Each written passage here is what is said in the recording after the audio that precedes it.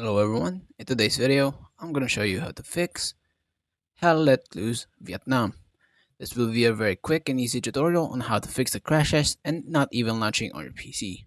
Before we do begin with the video, make sure to like the video, subscribe to the channel with all notifications on, and if you do have any questions, don't forget to comment down in the comment section down below and I'll answer it for you.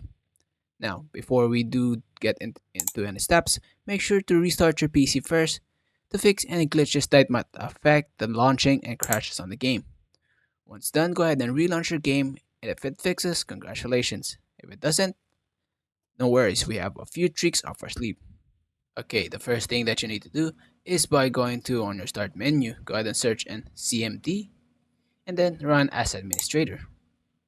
Just go ahead and click yes. Once done, this window will pop up.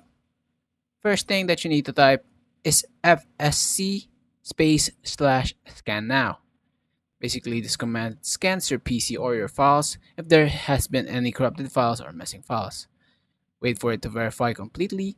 Once done, go ahead and type in dism slash online slash cleanup image slash restore help to fix corrupted Windows files. Again, wait for it to finish. Once done, go ahead and relaunch your PC and see if the problem still persists by relaunching your game. Now, no worries, we have a few more steps up our sleeve. Next, we will be adjusting the launch options. To do so, go to your Steam, click on Library, right click on your game, click on Properties. Over here, go to General, and on the launch options, go ahead and type in -dx11 or maybe -dx12.